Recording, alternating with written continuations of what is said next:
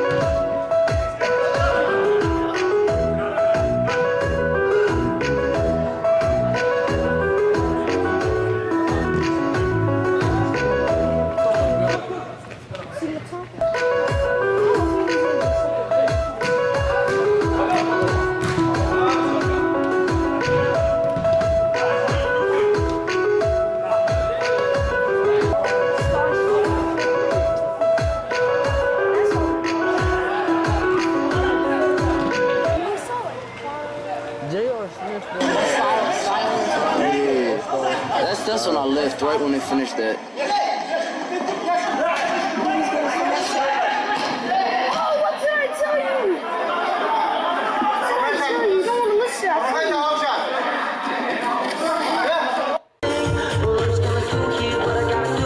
I gotta keep myself free. Get down and move just to hide the bruises from all your enemies.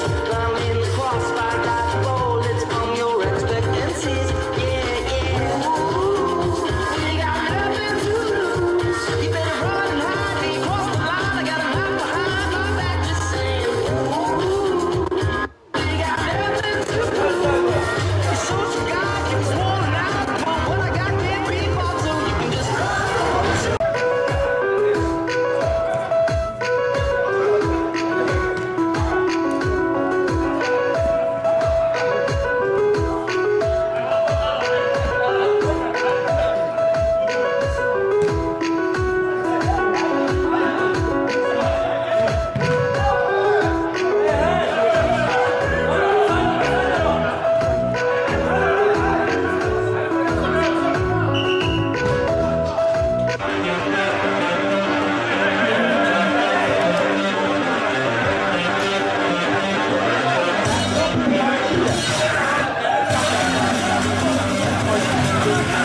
Yeah, they only play one quarter, right?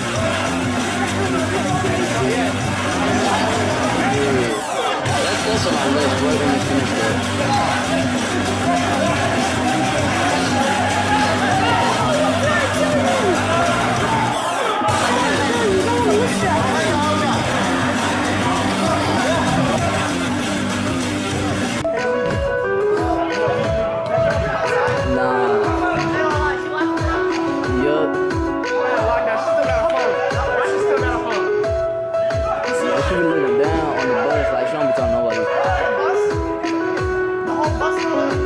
yeah,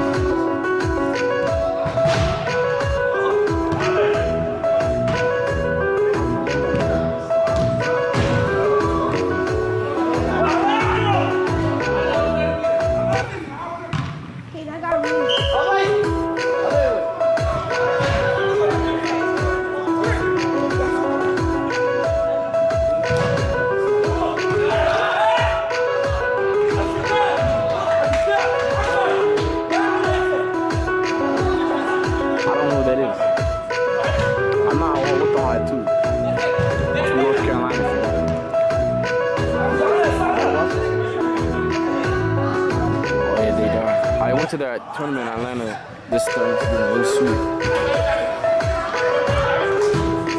Last year, y'all went, right? Last year, Thanksgiving. Where the hell am I at?